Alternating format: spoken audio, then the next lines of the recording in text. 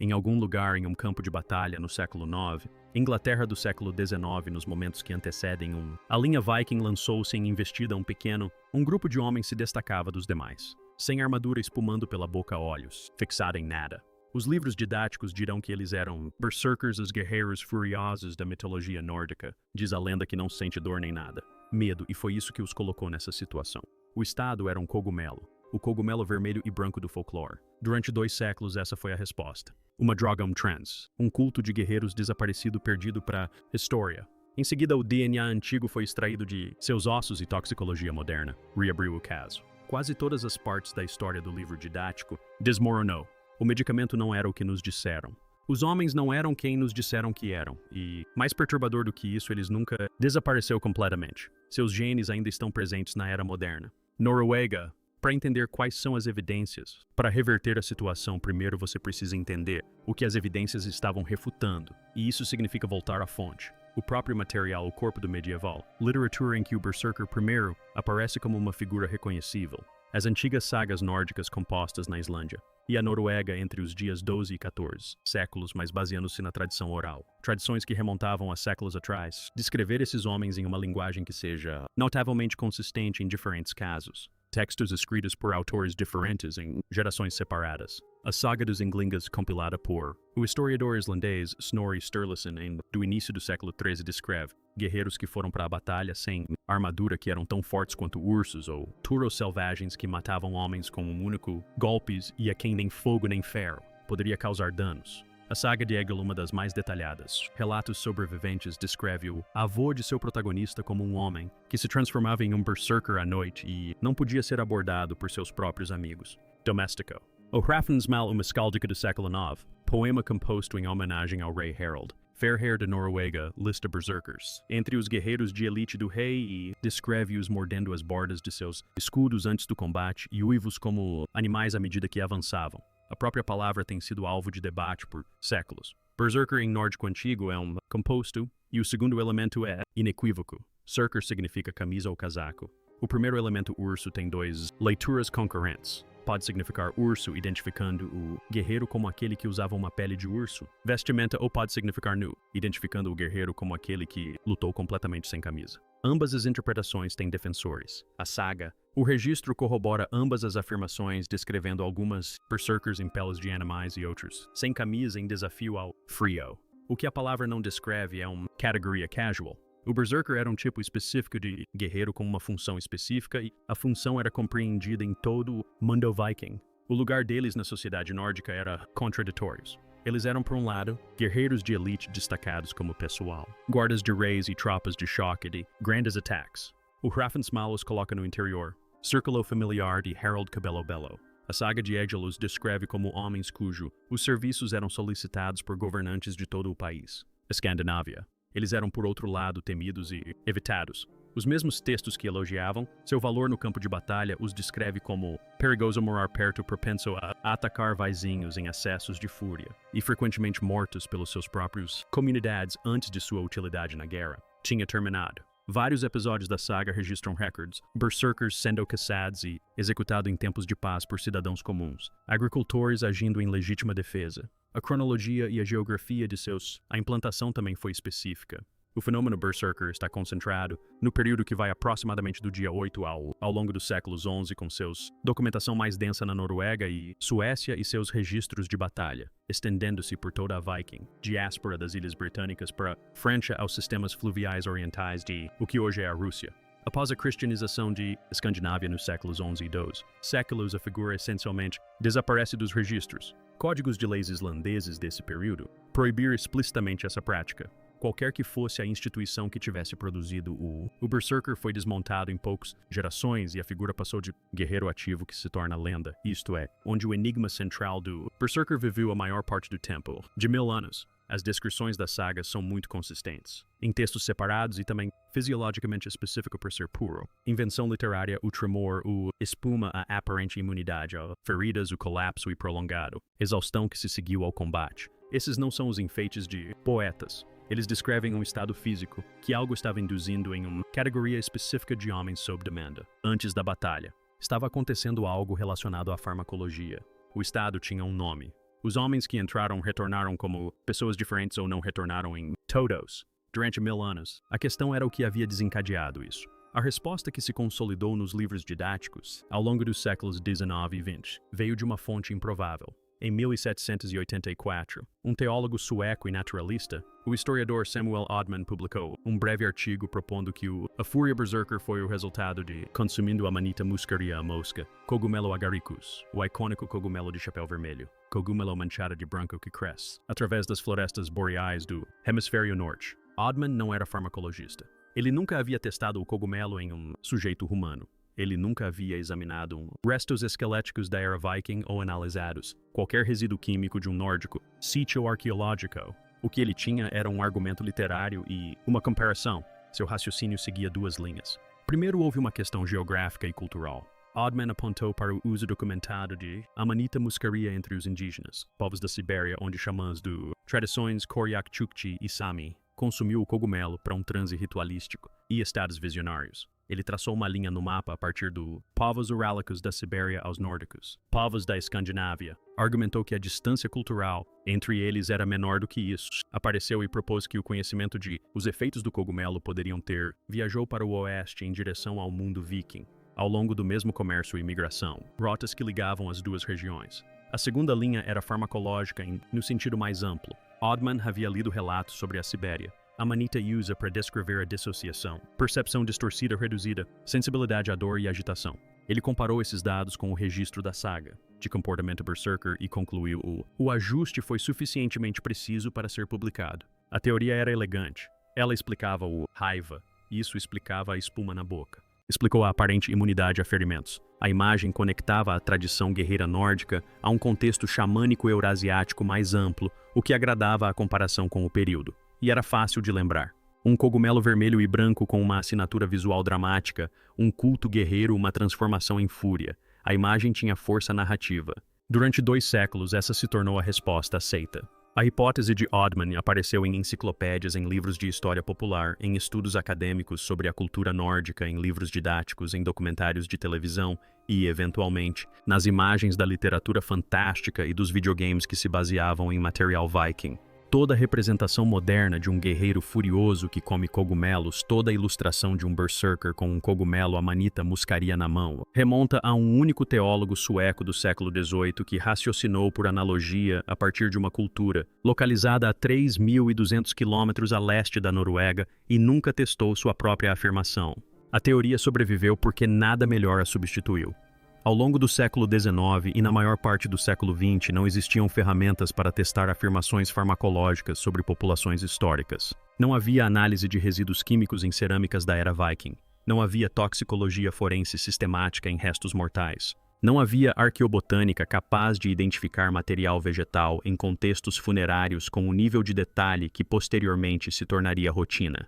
Os pesquisadores que estudavam o berserker tinham acesso aos textos das sagas e a quaisquer objetos funerários dispersos que tivessem sido recuperados nas fases iniciais da arqueologia escandinava e estavam fazendo o melhor que podiam com as ferramentas disponíveis. Na ausência de evidências, uma hipótese elegante de 1784 se manteve firme simplesmente por ter sido a primeira. Era no sentido mais literal, um palpite que se consolidou como fato pela repetição.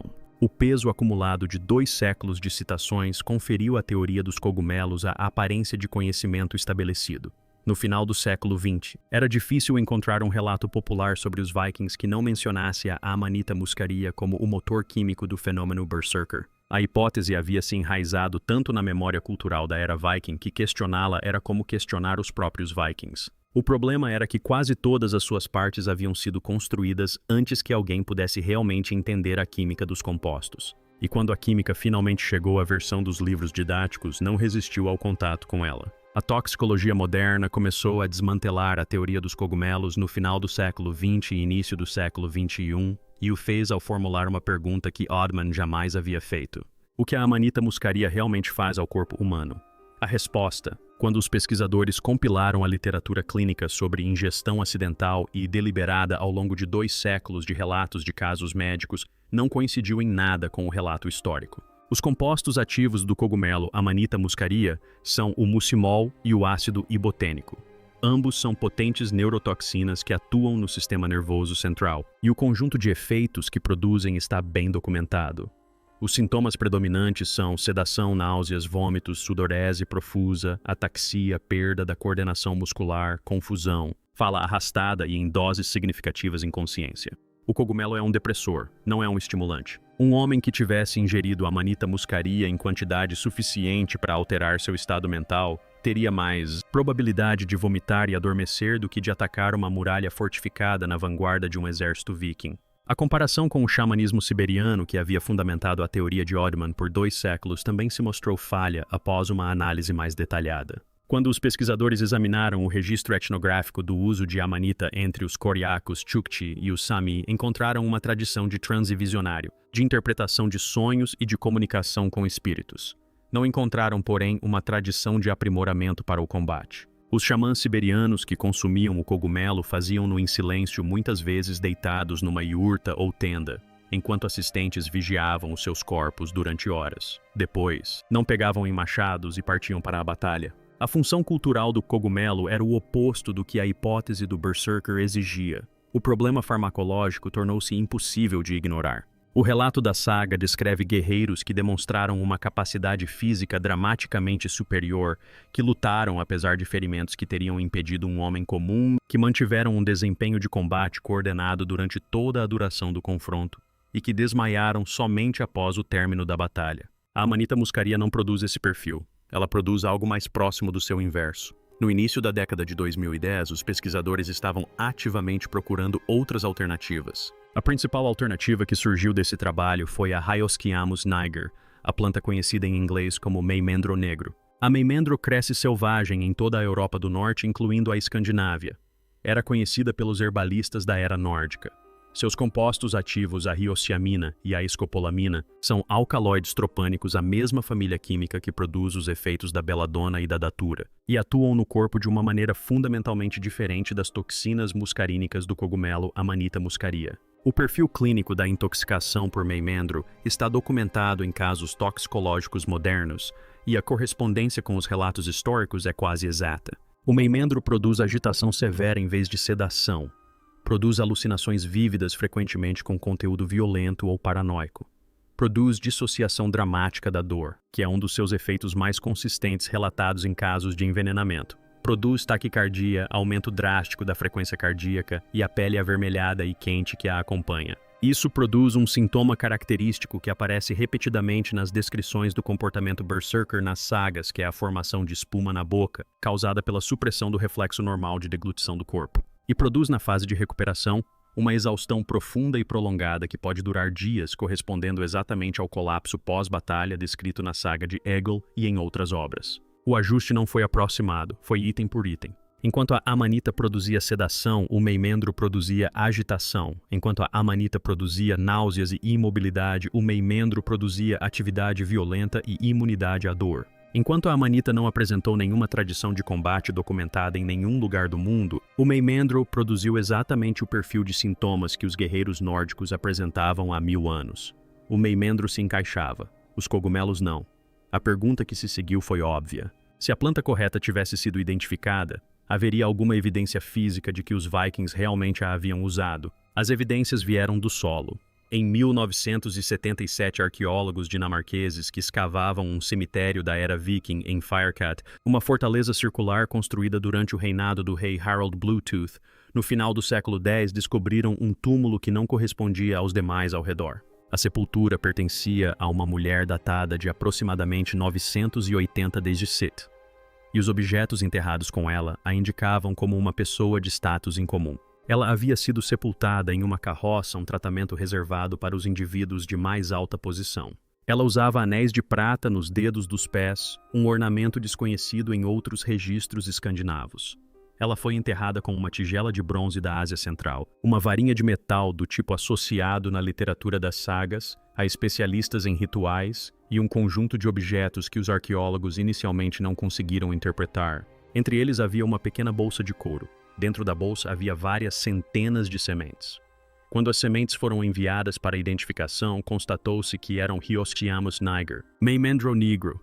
A descoberta confirmou algo que o relato da saga apenas insinuava. A erva de Bengala estava sendo deliberadamente coletada, processada, armazenada em um recipiente lacrado e enterrada junto com uma pessoa cujos outros pertences funerários a identificavam como praticante de rituais. A mulher de Firkat foi posteriormente identificada pela maioria dos pesquisadores como uma volva, uma vidente nórdica, categoria de especialista ritual documentada na poesia édica como mulheres que viajavam entre comunidades realizando cerimônias, interpretando visões e administrando substâncias que alteravam o estado mental daqueles que as consumiam. O enterro de Firkat não foi a única descoberta.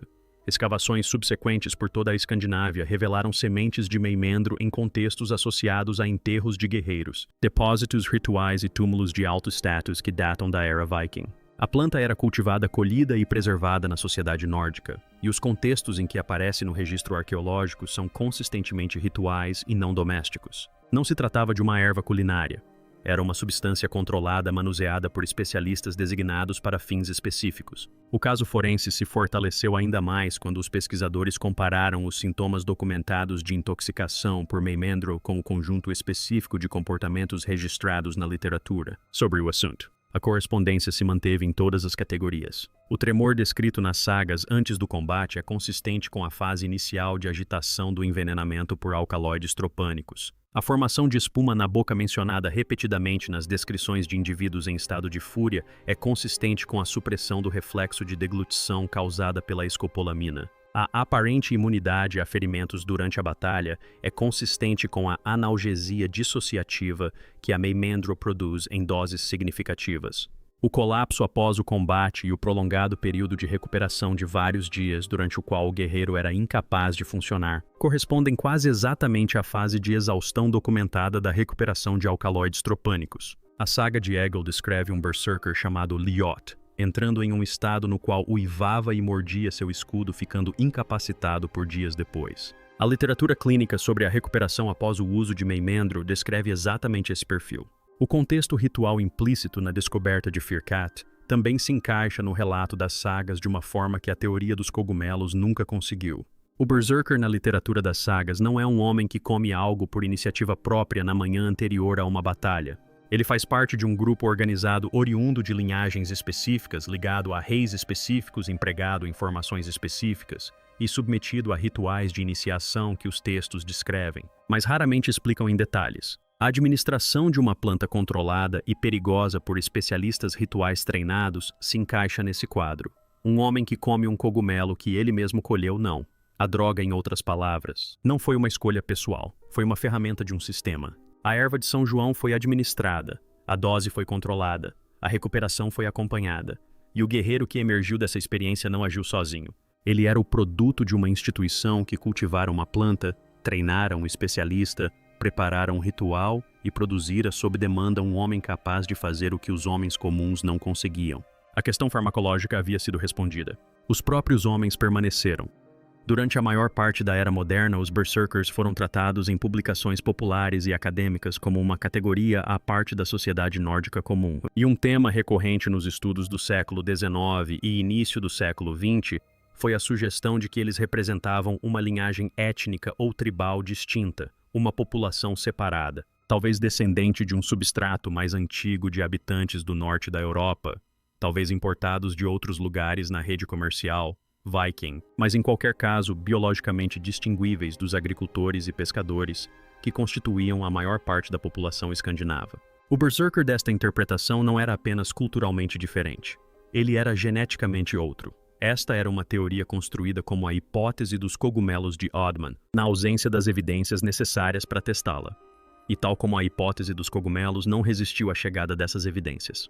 O projeto mais amplo de análise de DNA antigo em restos mortais da era Viking acelerou drasticamente ao longo da década de 2010, utilizando a mesma tecnologia de sequenciamento que havia remodelado o estudo de populações pré-históricas na Europa e nas Américas. O trabalho culminou em um estudo histórico publicado em 2020, no qual uma equipe internacional liderada por pesquisadores da Universidade de Copenhague sequenciou os genomas de mais de 400 indivíduos de sítios funerários da era viking em toda a Escandinávia e na diáspora viking, da Noruega e Suécia às Ilhas Britânicas, Islândia, Groenlândia e aos sistemas fluviais orientais do que hoje é a Rússia e a Ucrânia.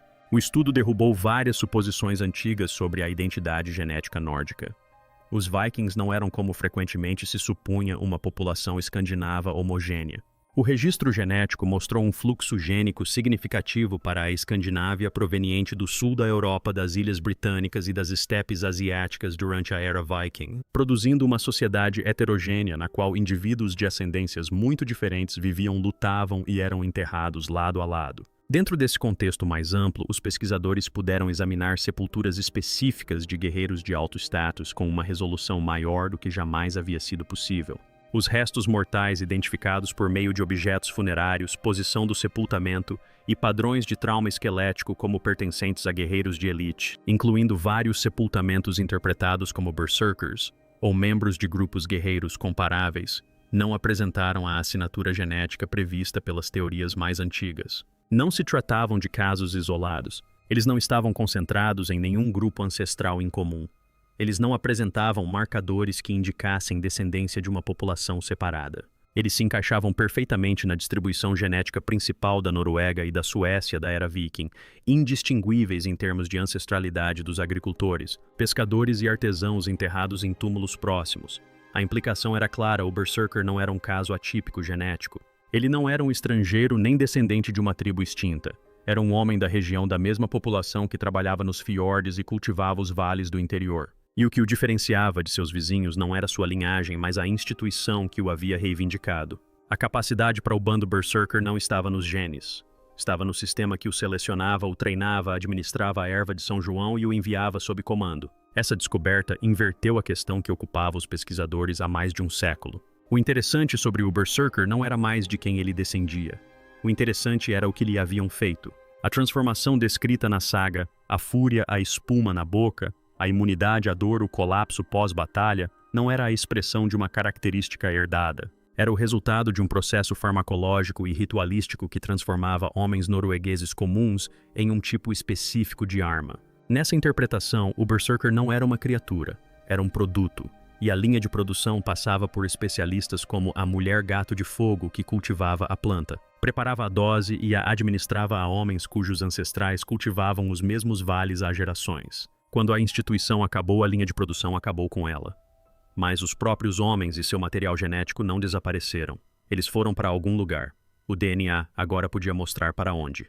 A resposta é a parte da história que o título prometia, e é também a parte que exige o enquadramento mais cuidadoso. Estudos genéticos em larga escala da população escandinava atual, baseados em dezenas de milhares de genomas sequenciados de biobancos noruegueses, suecos e islandeses, estabeleceram uma continuidade direta e rastreável entre a população da Era Viking e a população escandinava moderna. A distância genética entre um guerreiro norueguês do século X e um agricultor norueguês do século XXI é, na maioria dos casos, estatisticamente insignificante. Os mesmos haplogrupos do cromossomo Y documentados em sepulturas de guerreiros da Era Viking, incluindo sepulturas interpretadas como pertencentes a grupos de berserkers, estão presentes em altas frequências em homens noruegueses modernos atualmente. Linhagens específicas, rastreadas por meio de DNA antigo, foram relacionadas a descendentes vivos nas mesmas regiões geográficas onde os túmulos originais foram escavados.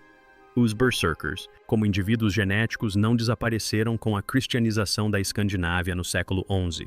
A instituição que os produziu desapareceu. O especialista em rituais que controlava o meimendro desapareceu. O sistema farmacológico que transformava homens comuns em guerreiros foi desmantelado poucas gerações depois da conversão, e as leis islandesas da época proibiam explicitamente a prática de entrar em frenesi. Mas os próprios homens não desapareceram. Eles geraram filhos antes do fim da instituição e durante os séculos em que ela funcionou. Esses filhos geraram filhos. A corrente não foi quebrada nos 1000 anos que se passaram desde que o último berserker documentado largou seu machado. O contraste com a memória cultural do berserker é impressionante. Na história popular, na literatura fantástica, no cinema e na televisão, o berserker é tratado como um arquétipo desaparecido, uma criatura de saga e lenda extinta com o fim da Era Viking. A figura apresenta o mesmo formato narrativo dos Anasazi do sudoeste americano ou das culturas da Idade do Bronze do Mediterrâneo, um povo cujo desaparecimento é o fato central da história. O DNA conta uma história diferente. O desaparecimento nunca aconteceu. O que acabou não foi uma população, foi uma prática. Essa distinção é importante e vale a pena esclarecê-la com cuidado. A persistência da ancestralidade berserker na Noruega moderna não significa que os noruegueses modernos possuam alguma capacidade hereditária para a fúria ou que os descendentes de berserkers sejam, de alguma forma, biologicamente diferentes de seus vizinhos. O grupo berserker era um fenômeno cultural e farmacológico. Era necessário a planta, o especialista, o contexto ritual e a instituição social que organizava os três. Nada disso está codificado no DNA. O que está codificado no DNA é a ancestralidade, e a ancestralidade é um registro de quem gerou quem não do que faziam para viver. A linhagem berserker não é uma linhagem de monstros, é simplesmente uma linhagem norueguesa. O que as evidências genéticas mostram é que a figura do berserker como categoria de pessoa nunca foi algo separado da população norueguesa em geral. Ele foi atraído por ela, transformado por ela e reabsorvido por ela quando a instituição que o definia foi abolida. Os homens que retornaram dos ataques, que sobreviveram à instituição, que viveram além da expectativa de vida típica de um guerreiro nesse papel, se estabeleceram nas mesmas aldeias e cultivaram os mesmos vales que todos os outros. Casaram-se, tiveram filhos. O sinal genético de suas linhagens retornou ao conjunto populacional do qual haviam sido recrutados. Os homens sepultados em Firkat e nos outros locais onde foram encontrados meimendro e restos mortais de guerreiros são, em termos genéticos, os ancestrais diretos da população que vive na Noruega moderna atualmente. Não existe uma linhagem berserker separada que tenha sobrevivido paralelamente à população principal. Só existe a corrente principal que os absorveu. O DNA agora confirma o que a demografia sempre indicou. Os berserkers não foram a lugar nenhum. Eles simplesmente deixaram de ser berserkers e voltaram para casa, e seus descendentes ainda estão lá, nos mesmos vales, nas mesmas fazendas, com a mesma aparência de todos os outros. Retornem ao campo de batalha. O guerreiro espumante à lenda, a figura despojada de armadura na vanguarda de uma linha viking. A história do cogumelo, repetida por 2 séculos com base em um palpite do século XVIII, estava errada. A droga era meimendro cultivado, armazenado e administrado por especialistas rituais treinados como a mulher enterrada em Firkat, com centenas de sementes em uma bolsa de couro.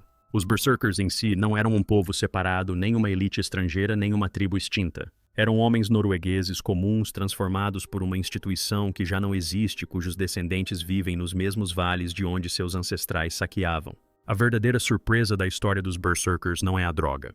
É o desaparecimento e o fato de que o desaparecimento nunca aconteceu de fato. A instituição acabou. Os homens não. A única coisa que desapareceu foi o sistema que os criou.